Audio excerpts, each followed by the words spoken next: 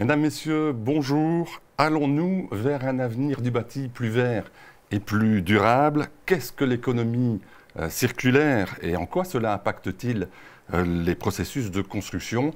Voilà les questions qui seront au cœur de ce webinaire et nous allons tenter d'y répondre aujourd'hui en compagnie d'experts, de trois invités que je vous présente avec plaisir. Tout d'abord, Hugues Kempenaers, qui est directeur général d'Enbuld Wallonie, le nouveau nom de la Confédération de la construction, enfin le nouveau, ça fait quand même déjà 2 ans maintenant. Émilie Gobeau, qui est professeur en construction durable et circulaire à l'UC Louvain. Jean-Marie Auglusten, chargé de cours à l'ULiège et cheville ouvrière de la création des réglementations thermiques appliquées aux bâtiments en Wallonie. Alors j'ai le plaisir personnellement d'animer ce webinaire qui est le premier d'un cycle de 4 qui auront et ont pour objectif d'offrir aux professionnels et aux futurs professionnels de la construction d'abord une approche structurée de la question du développement durable et puis une vue globale des évolutions que connaît le secteur au regard des enjeux environnementaux. Ces 4 webinaires sont diffusés sur la chaîne YouTube du Forum et seront disponibles à la rediffusion sur cette même chaîne. Et puis en fin d'émission, vous retrouverez tous les liens utiles vers les sites web et les documents qui ont permis de préparer ces webinaires. Enfin, bien, ces webinaires se veulent interactifs. Alors, si vous avez la chance de nous regarder en live, n'hésitez pas à aller sur le chat et de poser vos questions. Avec nos invités, nous tenterons d'y répondre en fin de programme. Mais plantons le décor et d'abord regardons les défis que devront relever les acteurs de la construction dans les prochaines années avec ce petit clip d'introduction préparé par nos confrères de Formanam. Nos modes de production et de consommation, ainsi que la demande croissante en matières premières, exercent une pression grandissante sur les ressources naturelles de notre planète, le climat et la biodiversité. Dans un monde confronté à des enjeux environnementaux sans précédent, les gouvernements, les entreprises et les citoyens se mobilisent pour adopter des pratiques durables et réduire l'empreinte carbone. En 2019, la Commission européenne a présenté un plan ambitieux pour un développement économique respectueux de l'environnement, le Pacte vert pour l'Europe. Juridiquement contraignant pour les États membres comme la Belgique, il engage l'UE à atteindre la neutralité climatique d'ici 2050 et à réduire de 55% les émissions de gaz à effet de serre, GES, d'ici 2030. Les initiatives du Pacte vert couvrent divers domaines, y compris l'amélioration de l'efficacité énergétique des bâtiments et la promotion de l'énergie propre. Le secteur de la construction joue un rôle crucial dans la stratégie environnementale européenne, ce qui se comprend aisément au regard de son poids économique et des données relatives à son impact environnemental à l'échelle du continent. La région wallonne a lancé plusieurs initiatives environnementales, dont plusieurs visent à réduire les émissions de gaz à effet de serre GES dans le secteur de la construction en stimulant la rénovation profonde des bâtiments, avec pour ambition d'atteindre un parc immobilier décarboné d'ici 2050, avec un objectif intermédiaire de moins 55% des GES d'ici à 2030. La nécessité de réduire considérablement les émissions de CO2 et de diminuer l'empreinte écologique des bâtiments est un défi de taille, surtout lorsque l'on sait qu'en Belgique, 75% des bâtiments ont été construits avant 1981. Cela signifie que la majorité du parc immobilier nécessite des rénovations profondes pour atteindre les objectifs de durabilité et impose une transformation des pratiques de construction et de rénovation. Pour la Wallonie, cela signifie d'augmenter par 3 le nombre de bâtiments à rénover au cours des 30 prochaines années. La transition vers une construction durable est essentielle pour un avenir plus vert. Chaque action compte pour atteindre les objectifs climatiques et construire un monde plus résilient. Le secteur de la construction a un rôle crucial à jouer dans cette transition et, avec les efforts conjoints de tous les acteurs, il est possible de bâtir un avenir durable et prospère pour les générations futures. Quand on découvre tous ces chiffres, Hugues Kempenaers, même en n'étant pas un professionnel du secteur, ou un béotien comme je le suis, on comprend quand même vite qu'il va falloir une rénovation profonde du bâti, et ce à grande échelle. Alors, est-ce que le secteur de la construction est prêt à relever ce défi ? Alors, c'est une très bonne question.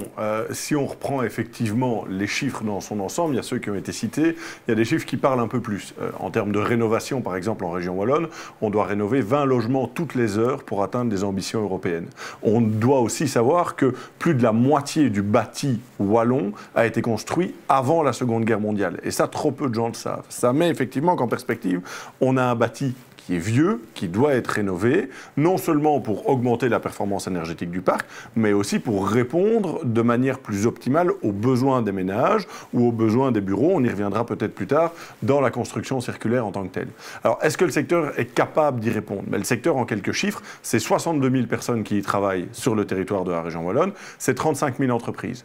35 000 entreprises, dont 96% sont des TPE-PME.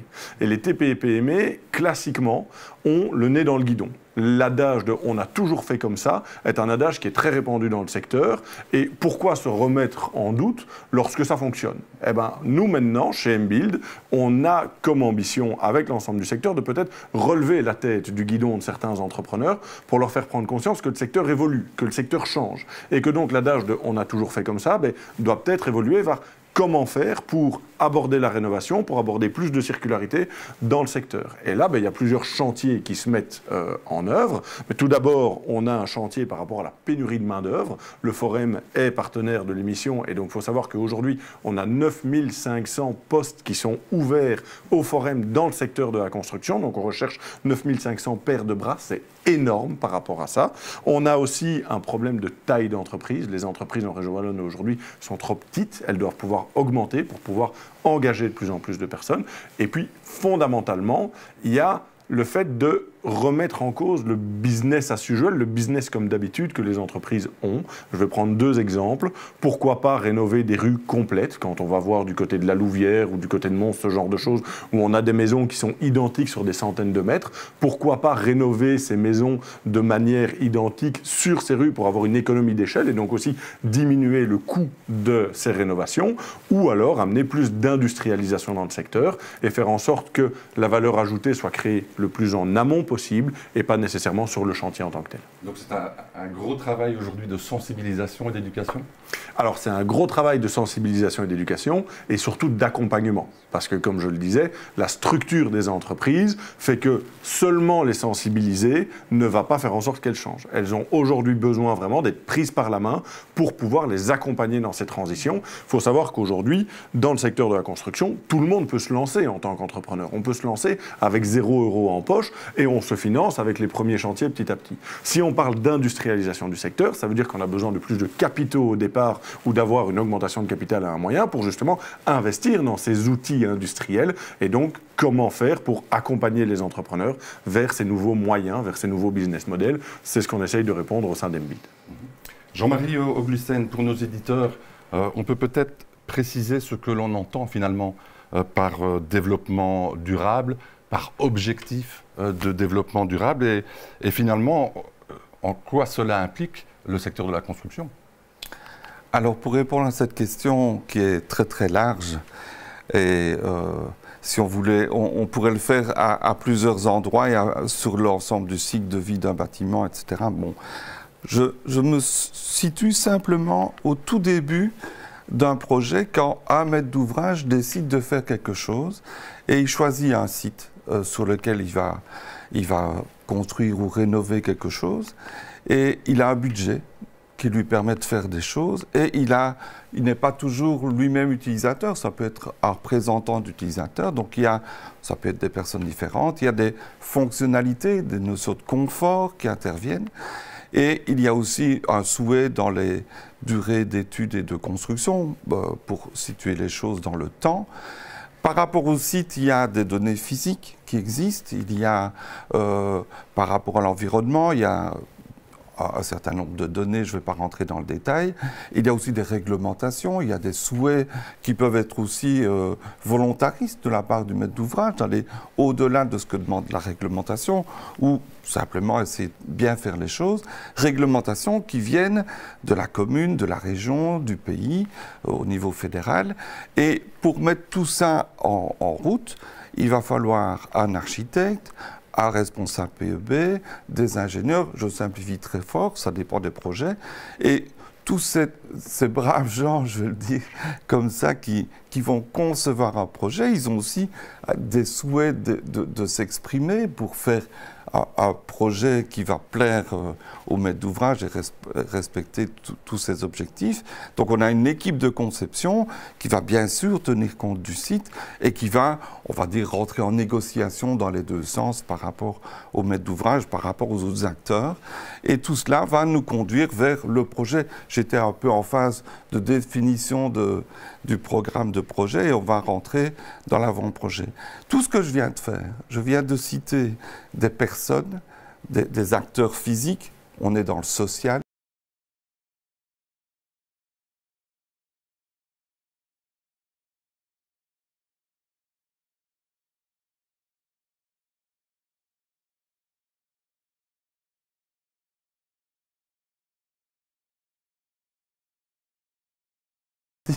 Mais je crois que la vie, elle est faite aussi de social, d'environnement et de coûts. On est typiquement dans le développement durable.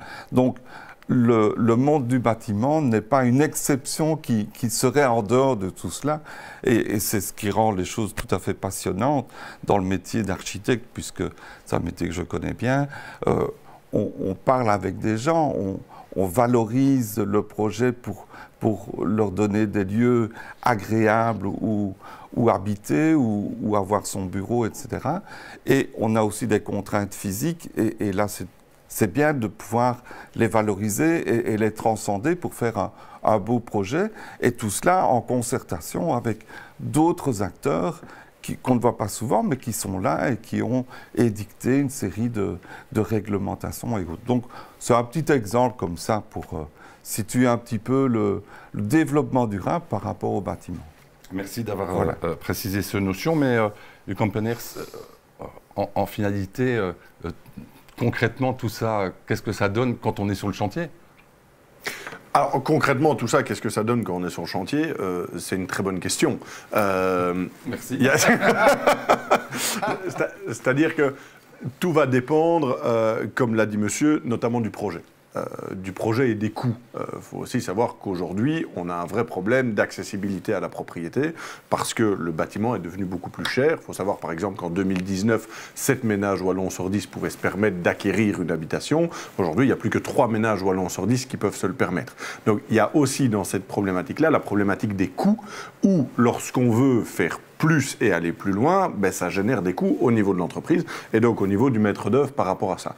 Et donc la question, c'est effectivement en termes de développement durable, d'économie circulaire ou autre, comment fait-on pour que le plus en amont possible, on puisse prendre en compte les développements futurs du bâtiment ou en tout cas le souhait des utilisateurs, comme vous l'avez dit, pour limiter les coûts par après. Je prends un exemple. Sur Bruxelles, on a vu beaucoup de bâtiments qui étaient monofonctionnels fin des années 90 et on se retrouve aujourd'hui à les détruire pour aller les reconstruire derrière, pour aller vers de la multifonctionnalité. Grosso modo, on faisait des bureaux qui ne pouvaient pas être transformés en logements et aujourd'hui on les détruit pour en refaire des bureaux qui peuvent être transformés en logements ou inversement des logements, etc.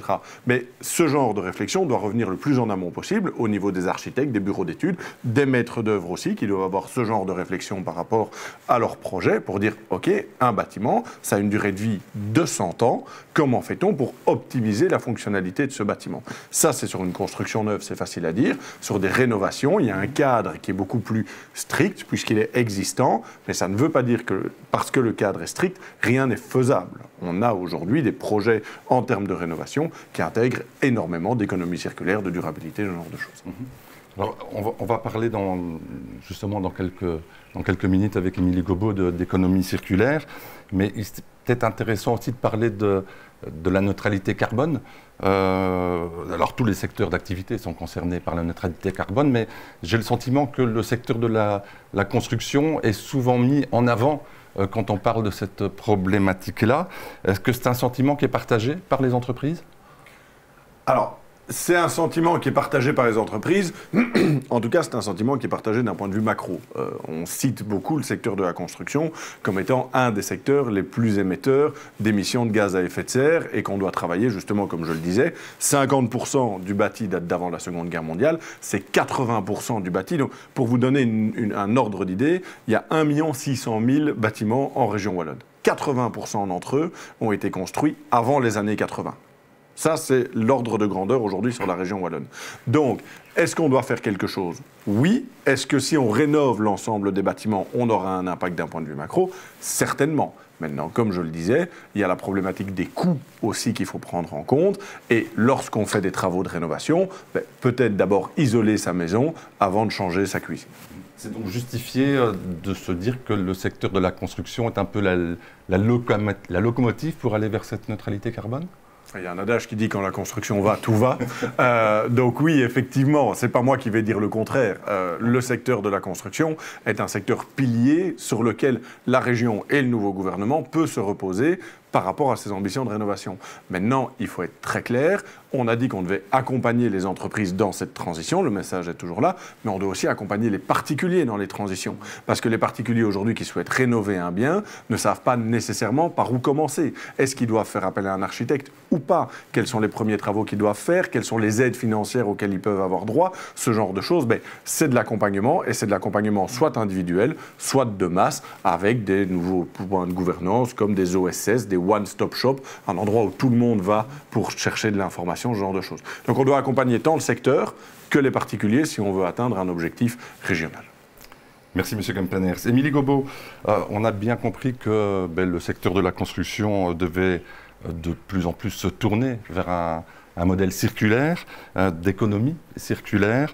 En préparant cette émission, on a constaté que les professionnels du secteur nous disent que économie circulaire et réemploi des matériaux, on parle un peu de la même chose, c'est un peu la même chose. Alors première question, d'abord qu'est-ce que l'économie circulaire? C'est parfois bon de reprendre un peu de théorie et de remettre ces idées en place. Donc qu'est-ce que l'économie circulaire par rapport à l'économie linéaire qu'on connaît plus aujourd'hui? Et puis est-ce qu'effectivement l'économie circulaire est synonyme de réemploi des matériaux?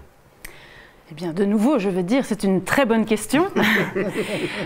Sinon, on ne serait pas ici. Ce qu'il faut savoir, c'est qu'effectivement, sous le terme d'économie circulaire, on peut retrouver au moins une centaine de définitions différentes qui vont plus ou moins toutes dans le même sens. Mais avant d'aborder vraiment cette définition, ou plutôt proposition d'interprétation, en tout cas de ce qu'est l'économie circulaire, peut-être d'abord parler de notre économie linéaire, qui est encore une réalité du secteur, et qui se caractérise par une extraction, une fabrication, un usage, différentes phases dans un cycle de vie qui se termine par une fin de vie. Et à chaque étape de ce cycle de vie, de la production, en passant par la construction, en passant ensuite par la vie en œuvre, qui est évidemment le temps le plus long du bâtiment, et enfin la fin de vie, à chaque étape en fait de ce cycle de vie, on a des impacts au niveau environnemental. Et donc, l'ensemble de ces étapes, on appelle ça le cycle de vie du bâtiment. Alors bon, si on utilise les outils d'analyse de cycle de vie, on considère 50-60 ans de durée de vie, ce qui pour moi est insuffisant. Monsieur, on parlait d'un siècle, oui, je sais, mais ça dépend des outils. Mais effectivement, on peut observer qu'il y a des bâtiments qui sont bien plus anciens que 100 ans et qui tiennent toujours. Donc voilà. Et puis, il y a donc cette analyse de cycle de vie qui nous permet un petit peu de comprendre ces différents impacts à chacune de ces phases. Et ce qu'il faut savoir, c'est que donc, durant la phase d'utilisation, c'est à ce moment-là qu'on va avoir le plus d'émissions directes et donc d'impact en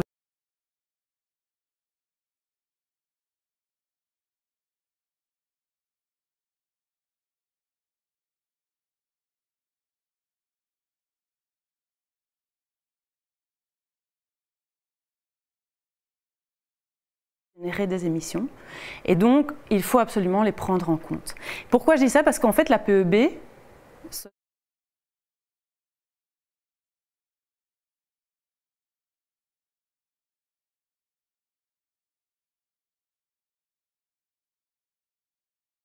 les étapes du cycle de vie, c'est certes une période importante, mais c'est une des étapes et donc il ne faut pas oublier les autres. J'en viens donc à la vision circulaire. En fait, la vision circulaire, c'est de se dire il n'y a pas un début, une fin, mais il faut observer le bâtiment de manière cyclique et donc considérer que chaque matériau constitutif et chaque bâtiment peut vivre déjà plus longtemps que 50 ou 60 ans et que chacun de ces matériaux constitutifs pourrait être réutilisé à l'avenir.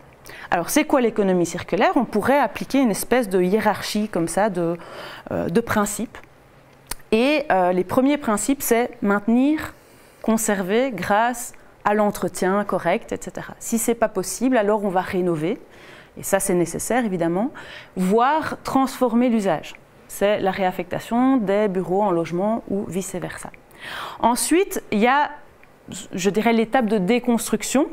Si on n'arrive pas à maintenir, on va déconstruire, et alors là, on va parler de réemploi, puisqu'on va essayer de déconstruire soigneusement pour réemployer les éléments et les matériaux constitutifs, soit sur le site même, ce qui est le mieux, vu qu'on évite les transports, soit en dehors du site.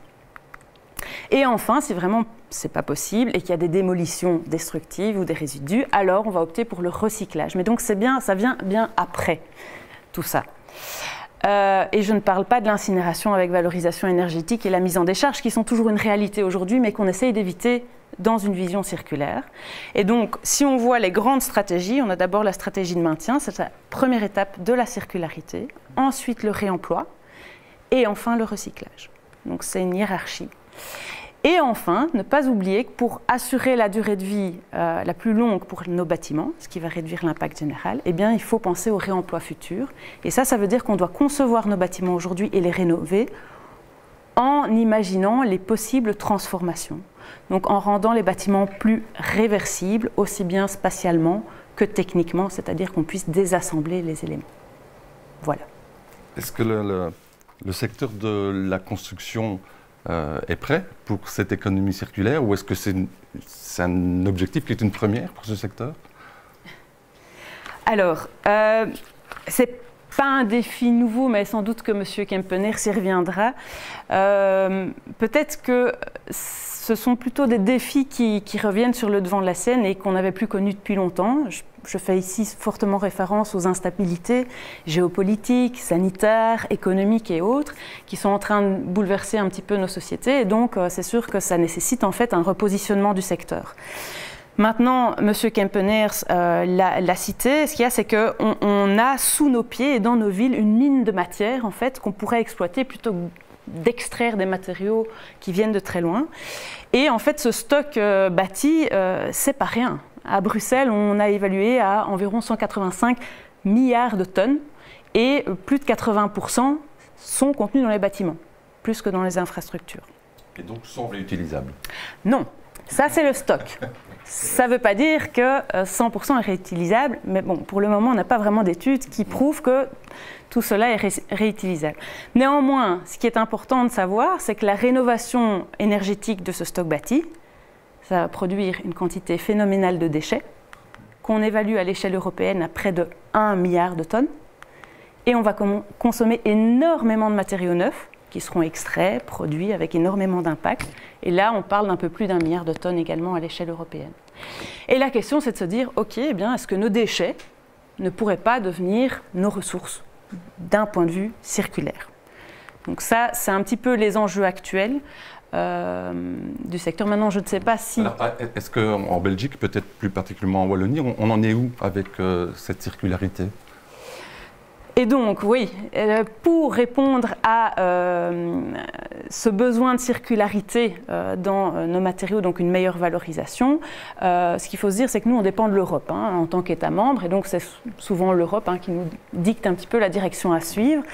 Et en matière de circularité, on a évidemment le Green Deal, qui a permis aussi de développer et publier toute une série de stratégies à l'échelle européenne, comme par exemple le plan d'action en économie circulaire, ou encore, pour répondre à l'enjeu de rénovation, ce qu'on appelle la vague de rénovation, qui est aujourd'hui implémentée dans des stratégies à l'échelle régionale dans notre pays.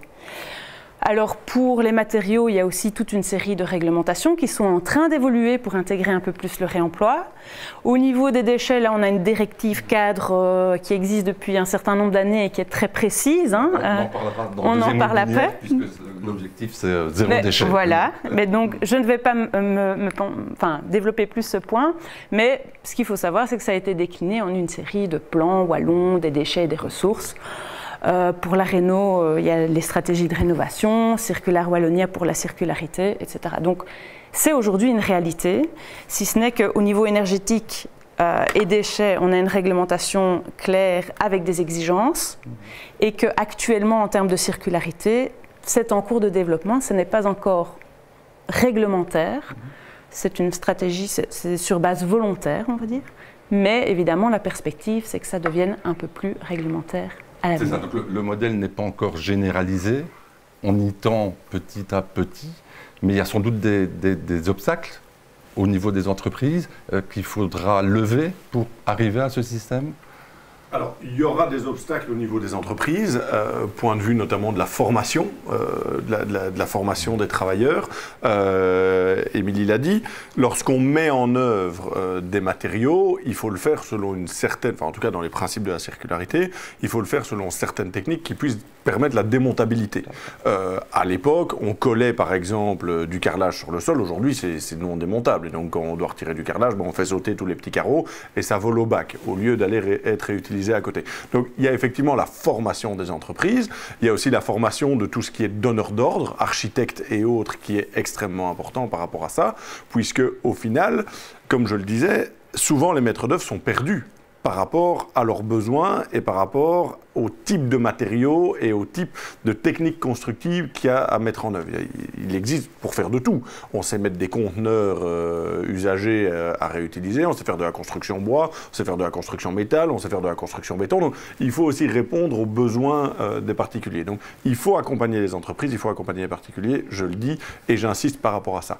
Par rapport aux obligations, il faut souligner qu'effectivement, d'un point de vue législatif, il y a très peu aujourd'hui qui existe pour contraindre, et ce n'est pas moi qui vais pousser pour avoir plus de contraintes, au contraire, il faut plus d'incitants, et pour ça, typiquement, il y a des labels privés qui l'intègrent beaucoup plus. On le voit sur des grandes capitales, aujourd'hui, on ne loue plus un bâtiment s'il n'a pas un certain label européen, voire un label international, qui eux-mêmes intègrent de la durabilité et de la circularité dans les matériaux et dans la mise en œuvre. Donc il y a déjà un élément incitatif que le marché met en œuvre, surtout dans une capitale européenne telle que Bruxelles. Donc ça, c'est important. Et je terminerai sur un point sur lequel la région wallonne a un énorme potentiel, c'est la réindustrialisation de la région wallonne.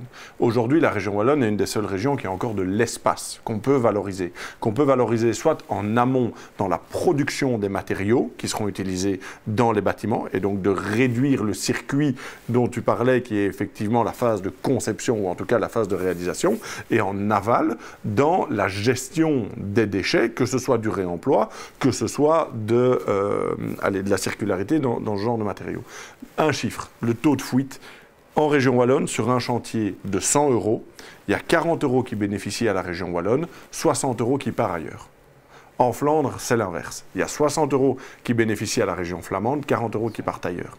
Et donc nous, notre objectif en tant que secteur, c'est de tendre au moins vers la moitié 50-50, avec un renforcement de la zone amont, c'est-à-dire la création de matériaux, que ce soit des matériaux biosourcés ou autres, on a l'espace pour le faire en région wallonne, et le renforcement de la zone aval, c'est-à-dire la gestion des déchets ou du réemploi, pour pouvoir augmenter tous ces éléments de circularité dans le secteur.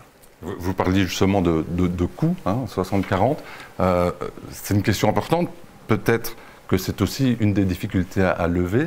Mais par rapport au modèle classique, est-ce que le modèle d'économie circulaire est compétitif? Je ne sais pas lequel des deux est le plus à même de répondre à cette question. Pour le modèle compétitif, à mon avis, Hugues saura mieux répondre que moi. Mais par contre, les freins, ils sont bien réels. Et je reprendrai juste un élément ou deux. C'est-à-dire je citerai 4 freins principaux. Réglementaire, normatif, ça c'est une chose importante. La difficulté, c'est que la temporalité pour mettre en œuvre tout ça, elle est parfois importante, alors qu'on a besoin d'agir maintenant. Les freins économiques, on en a parlé. Ça, c'est une réalité, je dirais, du client et des entreprises. Les freins, je dirais, logistiques, parce que la quantité de flux de matière dont j'ai parlé, en fait, il faut pouvoir les anticiper pour pouvoir gérer ça en termes de planification urbaine et réintroduire des activités productives dans les villes. Ça, c'est vraiment important. Et enfin, je citerai les freins culturels et sociaux. De société plutôt. Parce que je pense que là, il y a vraiment encore un gros travail à faire et ça passe par la formation, l'accompagnement, ça passe par l'éducation de manière générale. Et donc, la difficulté de tous ces freins, c'est que ça nécessite un temps long. Et que vu les enjeux actuels, on manque un peu de temps, mais voilà, restons positifs. Monsieur Kempeners, au niveau des entreprises, le modèle d'économie circulaire est compétitif par rapport au modèle actuel? C'est une question piège. Il y en a qui, s'ils ont adapté leur business model, et on le voit, il y a des entreprises qui ont pris dès le début un business model qui est un business model circulaire, tant dans leur manière de fonctionner, sur chantier et en dehors du chantier. Il y en a d'autres qui vont devoir se transformer. Et donc se transformer, ça veut dire investir. Et lorsqu'on a des investissements, il faut du retour sur investissement. Donc ça devient effectivement un peu plus compliqué par rapport à ça. Il faut aussi se rendre compte, et c'est d'ailleurs ce que les négociateurs et le nouveau gouvernement wallon met en avant, c'est le fameux gold plating. Ça veut dire quoi? Ça veut dire qu'il y a les directives européennes, ça a été cité, qui fixent le cadre. Et en région wallonne, sur les dernières années, on a toujours voulu aller plus loin que la directive européenne. Et pourquoi le nouveau gouvernement dit on veut du gold plating? Ça veut dire en gros on prend la directive européenne et on la retranscrit sans changer un iota, sans changer une virgule, on ne va pas plus loin. Ils disent ça parce qu'on s'est rendu compte que le fait de vouloir aller plus loin grève la compétitivité de nos entreprises sur le niveau national et sur le niveau international. Et donc typiquement des entreprises qui sont actives dans l'industrie à qui on va mettre des normes supplémentaires par rapport à des énergies ou de l'environnement, sont entre guillemets, grévé par rapport à d'autres entreprises qui n'ont pas cet élément-là. Donc, est-ce qu'il y a de la compétitivité? Je pense que oui, on peut être compétitif. Maintenant, il faut faire attention d'avoir la juste balance entre les intérêts économiques et les intérêts environnementaux, même si on sait qu'aujourd'hui, on est en train de mettre en œuvre des éléments pour nos enfants et nos petits-enfants. Et si on ne fait rien, c'est quelque chose qui n'est simplement pas possible. En termes de compétitivité, j'ai envie de vous poser une question un peu plus visionnaire. Est-ce que ce modèle d'économie circulaire, c'est pas aussi une source de création de nouveaux métiers, de nouvelles entreprises, de nouveaux secteurs d'activité? Ah si, très clairement. Très clairement. On le disait, on cherche 9500 paires de bras dans le secteur aujourd'hui. D'ailleurs, j'invite vos téléspectateurs à venir dans le secteur, puisqu'on en a besoin. Et ce n'est pas seulement un beau secteur, c'est surtout un très beau secteur. Mais, trêve de plaisanterie, on a besoin de 9500 personnes aujourd'hui. On en a besoin de 30 000 à l'horizon 2030 pour faire face à la vague de rénovation. Et ça, c'est rien que pour les entrepreneurs de construction. Donc, oui, il y a des opportunités de carrière, il y a des opportunités pour ceux qui veulent aussi créer leur entreprise, de pouvoir se lancer dans ce type de secteur-là. Ou de diversifier leurs services. Absolument. Merci pour ces précisions. Alors, on l'a déjà évoqué, le PEB, Monsieur Ogulsen, et il nous semblait évidemment important de se pencher aujourd'hui sur la question de la performance énergétique. Alors, les plus jeunes qui nous regardent ne savent peut-être pas qu'avant les accords de Paris en 2015, il y a eu le protocole de Kyoto en 1997, vraiment le berceau des objectifs de réduction de gaz à effet de serre qui ont été mis en œuvre à partir de 2002 avec les directives européennes de performance énergétique du bâtiment qui ont été implémentées dans la réglementation wallonne aujourd'hui. Et on s'est aperçu en préparant ce webinaire que certains professionnels percevaient le développement durable comme une intensification de ces directives de PEB avec des objectifs plus élevés en matière de PEB. Et donc peut-être qu'il est intéressant que vous nous resituiez la place du PEB dans la construction et la rénovation à l'heure du développement durable. Alors simplement, merci beaucoup pour la question. En ce qui concerne l'évolution de la PEB, on peut dire que pour les nouveaux bâtiments, on est arrivé dans l'exigence, je ne veux pas dire un maximum technique, on peut toujours faire mieux, comprenons-nous, mais on est déjà arrivé à un très très bon niveau, puisque le PEB-A correspond à des bâtiments passifs et même un peu mieux, peu importe, on ne va pas rentrer dans le détail, mais c'est difficile d'aller encore au-delà sans surcoût qui serait... et d'ailleurs, il y a une préoccupation de l'Europe. Chaque État membre, chaque région vérifie que ce qu'elle impose en matière de PEB reste dans un coût acceptable et reste dans des hypothèses d'amortissement correct. Ça, c'est une chose. Au niveau de la rénovation, là, tout reste à faire. Et ça, on voit bien le chemin à franchir entre un bâtiment qui n'est pas isolé du tout Et arriver, je veux dire, au standard d'un bâtiment neuf, ça c'est un défi énormissime, évidemment. Maintenant, pas nécessairement, parce qu'en matière de rénovation, ça coûte moins cher de rénover un bâtiment qui existe déjà que de construire un tout nouveau bâtiment. Je prends juste un petit exemple. L'Université de Liège s'est intéressée à 15 bâtiments sur l'ensemble du site du campus du Sartillement. Ces 15 bâtiments représentaient à peu près 2/3 de la consommation du campus. Et on a investi 20 millions d'euros pour réduire cette consommation de moitié.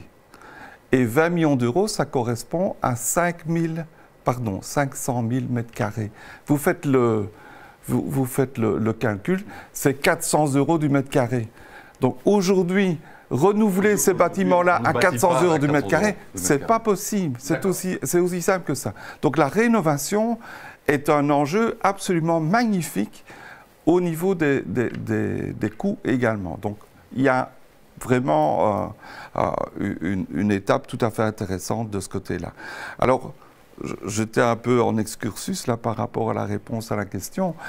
La PEB n'est pas tout. La PEB, bien sûr, elle est venue, d'ailleurs, les réglementations sont venues, d'abord en préoccupation d'être économe sur les ressources énergétiques. C'était ça le début des réglementations qui sont mises en place. Et puis, on a ajouté une couche avec les émissions de CO2 et comme en majorité les énergies sont fossiles, on gagne sur les deux tableaux, on est bien d'accord. Mais ce n'est pas tout, parce que, et je reprends, pardon, ça c'est un petit peu plus loin, ce n'est rien. Je reprends, il faut bien comprendre tout ce qu'on vient de dire ici, c'est, je veux dire, le confort d'utilisation, le respect des budgets, la circularité, le choix des matériaux, tout ça peut faire l'objet d'une évaluation et il existe des référentiels qui font ça dans le monde et malheureusement notre pays est un peu compliqué, j'y reviendrai tout à l'heure, où il y a eu un début de quelque chose qui allait se mettre en place, mais peu importe, je vais simplement citer d'autres cas. Haute qualité environnementale, il y a un certain nombre de cibles qui concernent la santé, le confort, l'éco-construction, l'éco-gestion, etc. Et dans ces cibles-là, bien sûr, il y a, et je note les aspects énergétiques, gestion de l'énergie, isolation de l'enveloppe, hygrothermie, confort thermique, et puis tout le reste. Il y a peut-être une centaine de critères, et vous voyez qu'il y en a peut-être une dizaine qui concernent effectivement l'énergie. Mais un bâtiment n'est pas qu'un objet énergétique, c'est aussi un ensemble de locaux dans lesquels on vit et on bouge, etc. Et il y a le confort visuel, le confort acoustique, olfactif, il y a plein d'autres choses que strictement l'énergie. Je prenais l'exemple ici de haute qualité environnementale, donc qui est un référentiel français qui existe depuis au moins une vingtaine d'années. Ici, je prends exactement la même approche par le BREEAM utilisé en Royaume-Uni et dans beaucoup de pays du monde. Et vous voyez que sur l'ensemble de tous les paramètres, tous les critères, tous les domaines de préoccupation, il y a la gestion de l'énergie, il y a effectivement le bien-être, on va parler de confort thermique, il y a l'utilisation de matériaux durables, on vient d'en parler, mais il y a encore bien d'autres choses. Et donc, si on veut évaluer un bâtiment, eh bien, on va évaluer le bâtiment sur l'ensemble de tous ces critères-là, et ça va faire un référentiel, et il y en a, je crois, plusieurs centaines dans le monde qui existent. Et je donne un cours sur la qualité environnementale des bâtiments au Vietnam. Ils ont un référentiel Lotus. Donc, il y a LEED qui est très connu aussi aux États-Unis et au Canada. Il y a Casby au Japon, etc. Il y a DGNB en Allemagne. Bref, il y a beaucoup de référentiels qui sont un peu partout. Et chez nous, on a essayé aussi de monter un référentiel. Il y a d'abord eu l'exercice fait par le Bureau SECO et le CSTC à l'époque qui était Validéo, qui était un début de référentiel. Et on est arrivé au REFB, référentiel Belgique. Et on est en 2012, et là, ça a un peu capoté. Je ne vais pas rentrer dans les détails, on n'a pas le temps de le voir ici. Mais simplement pour vous... Ce qui nous intéresse, c'est l'avenir. Oui, tout à fait. Mais voyons simplement, je prends un exemple, parce qu'on a fait le test de ce référentiel sur un certain nombre de bâtiments dans les 3 régions du pays. Et donc, on a choisi des bâtiments, et nous autres, on a choisi un certain nombre de bâtiments, dont celui-là, qui n'est pas loin d'ici, le bâtiment Regain, qui était dans le cadre d'un projet européen de plusieurs comment dire, sociétés qui font des développements de sites industriels, enfin Créalis par exemple, donc de parcs industriels. Et chaque société créait un bâtiment et ensemble, on s'est auto-évalué comme ça, de façon collective. Et on a pris ce bâtiment-là et on l'a testé avec le début du référentiel belge. Et donc, vous allez retrouver dans le résultat les différents critères qu'on retrouve partout ailleurs, les différents domaines auxquels on s'y attache. C'est un bâtiment qui avait 700 mètres carrés de bureaux qui étaient eux-mêmes qualité passive reconnue, 300 mètres carrés, plusieurs ateliers, donc pour des entreprises qui commencent une activité. Et on a donc construit ce bâtiment-là de la meilleure façon possible. C'est le bureau économique de la province de Namur qui était le maître d'ouvrage.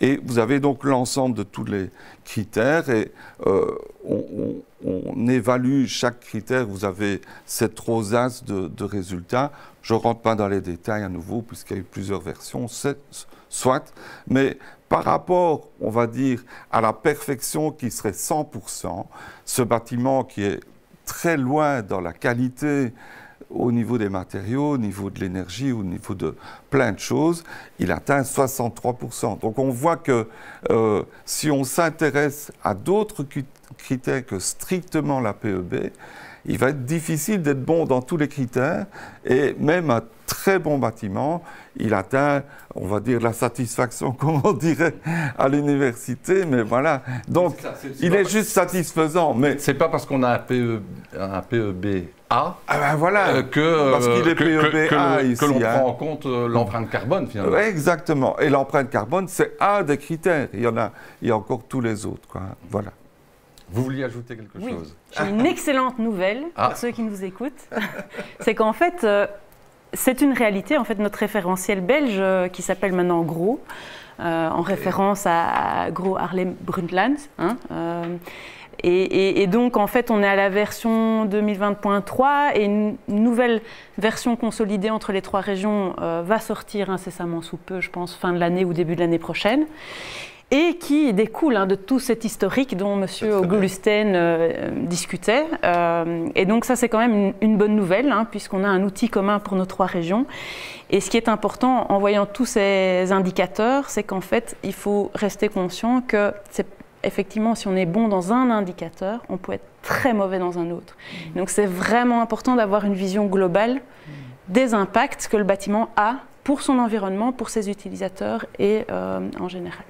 Voilà. Merci pour cette précision. Alors, j'espère que, comme moi, vous en savez un peu plus, ou vous avez une meilleure vision et compréhension du développement durable, de l'économie circulaire, de la performance énergétique du bâtiment. Et donc, c'est le moment peut-être de voir ce qui vous interroge. Et je vais le soumettre en live. Je découvre les questions comme vous. Alors, première question, comment voyez-vous l'évolution de l'utilisation des matériaux naturels comme la paille, le chanvre, l'argile, etc. Et quelles sont les opportunités pour la diffusion à grande échelle de ces techniques? Ne vous disputez pas pour savoir qui va répondre. Comme ça, on prend chacun la parole. Je vais intervenir ici. Rapidement sur les éco-matériaux ou autres, on a la chance, on a le cluster éco-construction ici en région wallonne qui pousse pour justement promouvoir ce type de matériaux. Ils sont encore assez méconnus par le grand public sont aussi assez méconnus par les entreprises. Donc les entrepreneurs ne le proposent pas nécessairement parce qu'ils n'ont pas l'habitude de travailler avec, et le fait de le poser est quand même quelque chose d'assez important. Donc comment on voit l'évolution? Je pense que ça va être une évolution naturelle. Il y a de plus en plus effectivement de matériaux wallons qui arrivent. Il y a des entreprises wallonnes qui s'installent pour proposer ce type de matériaux. Il faut aussi à un moment reconnaître que le levier de la commande publique n'est pas encore entièrement là. Aujourd'hui, les prescripteurs publics, les donneurs d'ordre publics n'intègrent pas dans leur cahier de charge des éco-matériaux. Peut-être, notamment à cause de soucis de prix ou autre, ça c'est à voir, mais en tout cas c'est naissant et ça va en grandissant d'année en année. On a d'ailleurs des consultants en écomatériaux qui voient le jour, donc voilà. Vous vouliez ajouter quelque chose? Oui, je crois qu'il faut rester optimiste. Les choses ne changent pas comme ça en deux coups de cuillère à peau.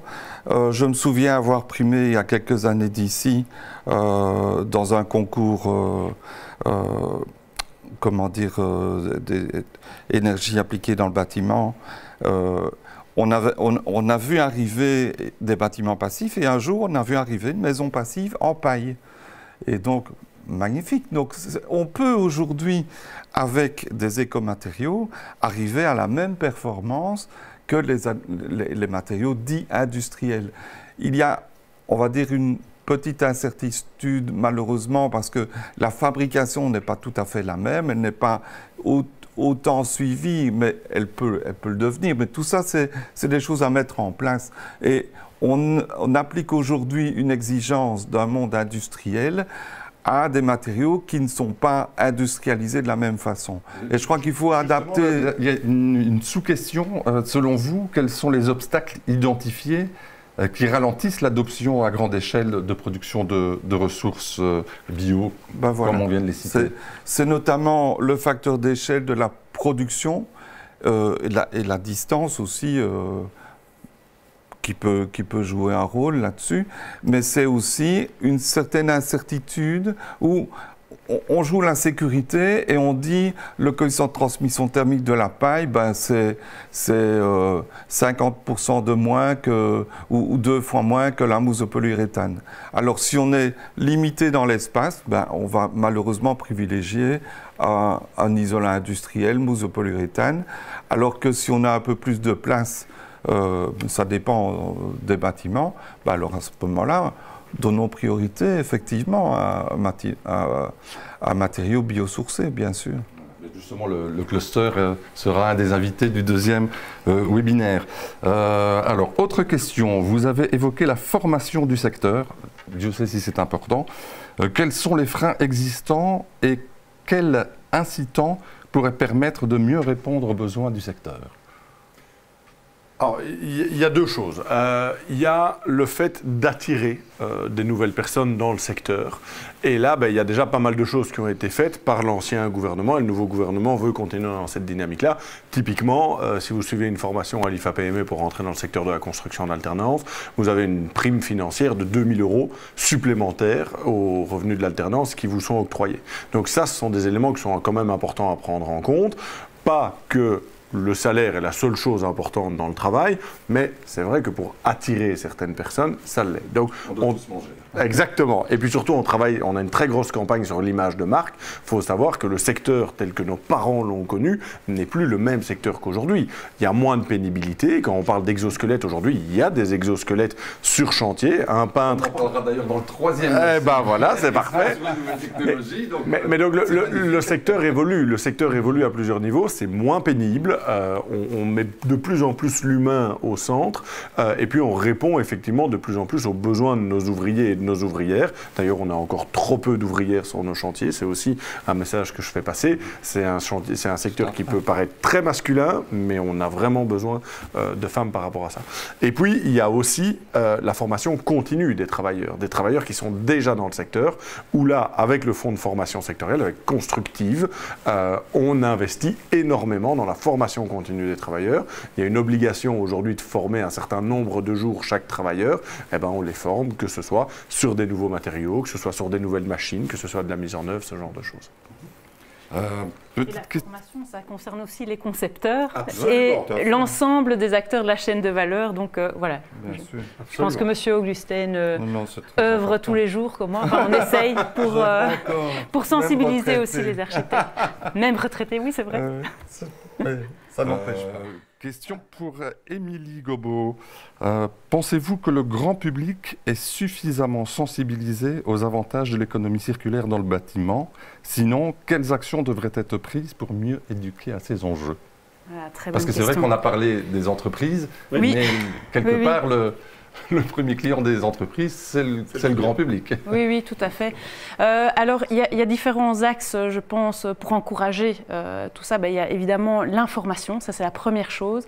Et je pense que le fait de communiquer sur des retours d'expérience et des réussites, montrer qu'en fait ça existe, certains projets l'ont fait, ils sont parvenus, c'est vraiment essentiel, simplement pour inspirer. Ça c'est la première chose.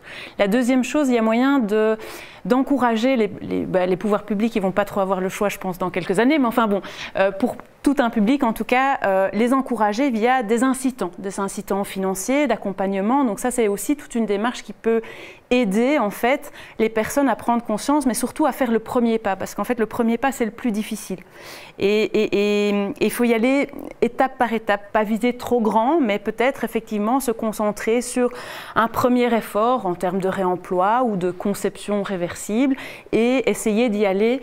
Et en fait, moi, je connais très peu de personnes, que ce soit des maîtrises d'ouvrage, des entrepreneurs, des clients ou même des architectes, qui ont commencé à mettre quelques actions circulaires dans leur projet et d'abandonner tout du jour au lendemain. C'est vraiment quelque chose de progressif. Et enfin, et ça pour moi, je viens de le dire, il faut absolument former les jeunes générations. Je pense, parce que c'est vraiment par là, ça va prendre du temps, mais c'est par l'information, la formation de ces jeunes générations qu'on va réussir à mon avis, massifier aussi ces pratiques. Alors, petite précision par rapport à la prime de 2 000 € dont vous parliez tout à l'heure. On me dit, et c'est important de la rayer, qu'elle est aussi valable pour une formation au Forum. Absolument, oui. Voilà. Oui. L'exemple était sur l'IFAPME, mais effectivement, oui.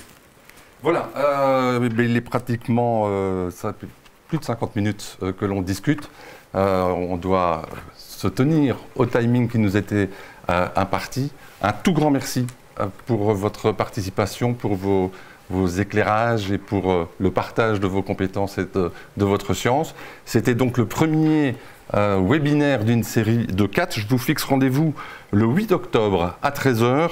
La thématique, ce sera en route vers le zéro déchet. Et puis en novembre, nous nous intéresserons aux nouvelles technologies dans la construction. On en parlait tout à l'heure.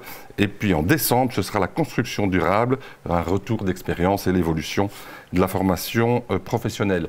Ce webinaire est évidemment revisionnable à tout moment sur la chaîne YouTube du Forum. Vous retrouvez dans le chat ou en description, si vous regardez une rediffusion, tous les liens utiles vers les sites ou les documents qui ont permis de préparer cette émission et qui vous permettront d'aller un peu plus loin dans ces domaines d'activité. Merci encore à nos 3 invités et puis merci aux entités qui ont participé à la préparation et à la réalisation de ce webinaire, en particulier évidemment Wallonie Compétences d'avenir et plus particulièrement David Pirou qui est la cheville ouvrière et puis mes collègues d'Esquez, Job at Skills, Université ouverte, Formanam et l'Eurométropolitan e-Campus. Rendez-vous le 8 octobre. Merci de votre participation et de votre intérêt. À bientôt.